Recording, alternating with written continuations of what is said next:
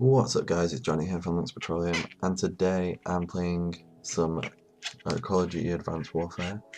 This gameplay isn't the most recent gameplay because I think I'm like level 37-ish now. I haven't been playing a crap ton of it because obviously work and stuff, and that's also the other reason why me and James haven't made a video in the longest time ever, and that is because basically we've been busy working. There's no good enough excuse for that apart from that. But yeah, this game's alright. Like, I did pretty well on it, but I wouldn't say it's the best game I've ever done, but you'll see as it goes on anyway. It's a domination game because I think this is personally the only way you can kind of really level up faster because of obviously the capture points, the XP they get from capturing. Yeah, like it used to be better. It used to be better in Call of Duty Black Ops 2 with this because you'd also get defense kills as well, like extra points for killing someone while defending. But you don't seem to get that anymore. But anyway, that doesn't really make much of a difference. At the moment, I don't think me and James even put our own opinion of this game. Basically, at the moment, I think this game it stands taller than Ghosts, that's for sure, because Ghost was terrible. I didn't like that game at all. In fact, and it's probably one of the only Call of Duties that I've never actually bought and kept, well, never bought in the first place. Basically, I basically buy every single Call of Duty, give it a good test, Prestige 1, I always Prestige once at least, and then decide whether or not to keep the game at all. And with this one, I actually feel like keeping it because at the moment as well, you've got the excitement of maybe zombies happening. It's been confirmed, but what type of zombies is it? Is it going to be the Treyarch zombies? Probably not. But I'm sticking around for that anyway. I am thinking about buying the season pass anyway because I think this game actually has some potential with what it can do with the whole freedom of jetpacking around everywhere. Because basically that's what makes this game so different from the other ones. It's not so static and it's not basically walk around the corner see who shoots first, which has always been the kind of problem with the Call of Duties after a while. It's just the same regurgitated bullshit over and over and again. But this one, it kind of really changes it up, which is what I like and what a lot of people have said they liked about it. I do like how they've kept domination as 2 rounds in this as well, because that's what I'm saying, adding on to the whole why I think this is a good way to gain XP and level up faster, because there's obviously 2 rounds in one game, so you can add 2 kills, which does kind of like, it does kind of like make your like final kill, like total kills, look a little less kind of like pinnacle for the fact that there's 2 rounds, so there's 2 chances to get double the amount of kills because it's obviously 2 5-minute rounds. Not that it always goes on for that long anyway, because as always, it's not always how it ends up, because obviously one person dominates higher than the other, leading to get to 200 points maximum faster than the other team, so it doesn't even matter. But at the moment I do like the way that it's set out, like the way the kill streaks are set out, like the score streaks, how you can like add onto the kill streaks, like power them up, give them kind of buffs in a way, which means obviously it does counteract because it costs more to acquire them, but in a way it's more rewarding. And yeah, the best thing about this game, I think personally, is like some of the score streaks that you can pull in, like with adding the whole threat detection on the UAVs, which paints the enemies so you can see them through the wall wherever they are, which really does help like point out all the enemies. Obviously it's kind of a I don't know, it's not really fair for the other team, but obviously it costs quite a lot, so they've kind of balanced it out with the fact that if you put a lot of time and effort into getting these score streaks, you really are going to get something worthwhile. Basically as well, the other thing I really like about this game is the assault rifles, and I think, I don't know, it's one of those because the assault rifles are basically the only way you can. I've not really seen that many people use any other weapons aside submachine guns and assault rifles, but assault rifles seem to be the way to go, especially because they're the ones that I think are going to definitely get nerfed, like really soon, probably before Christmas, if not already. I think they already have actually, because I think me and James were talking about this the other day. just how I think they've been added some recoil on it. That's me using a submachine gun when my other weapon runs out, because I don't think the HBR or whatever the hell it's called supplies that much amount of ammo. There isn't really any way of getting other ammo unless you pick up someone else's weapon.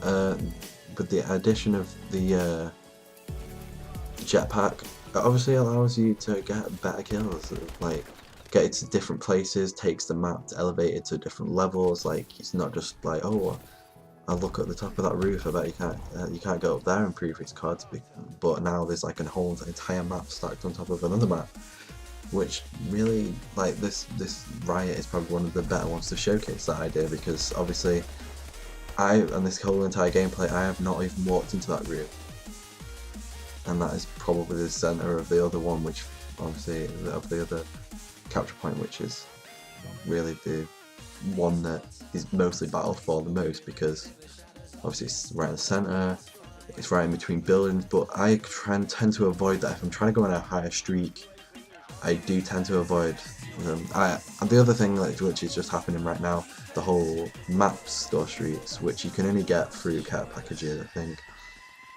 because this one obviously is a threat, kind of sort of threat detection. Like, when those lines are on you, everyone can see. I think everyone can see you because they see where the blue lines are at. Like, it reflects off you. But that doesn't seem to do me much like damage. It doesn't seem to go on for that long either, so it doesn't really affect me that much. Obviously I did die then, but it wasn't the reason. Those threat things weren't the reason why I died. The EMP thing, which is just being called in right now, it's a system hack. It's called. It is probably one of the most, like, if buffed to the right kind of level, can be probably one of the most effective score streaks. Not that it actually kills anyone. Let me just clarify that. No, it doesn't kill anyone. Basically, what this does is you can buff it to the point where it shuts down the exosuits, which, if you're in a, it costs a lot, but if you're on a level like this, it's really quite devastating, because how it cuts off half the map. It gives the other team the height advantage, where you can jump around, jump left, back, right, up, down, and the other team are paralysed basically to the old static ways that COD was, which when it happened, you really do notice it. I think that personally, this, like I said before, that this game has a lot of potential. Currently, right now, I've not got any of on this gameplay anyway. I haven't buffed any of my weapons, any of my score streaks up at all, because I basically just prestiged, and this is probably within the same kind of play session where I prestige. So I basically got to 13 prestiges, and then had this game, and I was like, yeah, this is really good. Whatever. I'm playing on the PS4 as well, which does suck, because the Xbox franchises still get the DLC 1 month early prior to the PS4 or any other console, PC, whatever, which sucks ass, because for God's sake, I thought that this was going to be the one where it changed, because it's Sledgehammer, new developers whatsoever. But it seems like Microsoft have pulled out their wallet once again to pull back that kind of little draw over it. As you can see, this one, the other thing I do like about it, the care packages do give away some buffs on the score streaks, which can really help, especially even if it's a simple thing as a UAV. If they give you threat detection on it, but hey, there you go, you've got threat detection for half the points with another buff standardly. At the moment, my favourite weapon is the one I'm currently using right now. It's called the HBR, and it's probably one of the most used weapons on this game because of the less amount of recoil, the fact that it's very, like, it got quite good range on it, so you can hit from quite far away. Although the downside of it is, if you don't have quick draw on it, it does aim in sights pretty slowly, which can be kind of costly. So you do want to make sure you get that on it. I also have foregrip on it as well to make sure that it keeps it even steadier than it was. But yeah, and it reloads quite quickly as well, so you can see that. It's quite effective because obviously I do quite well with it.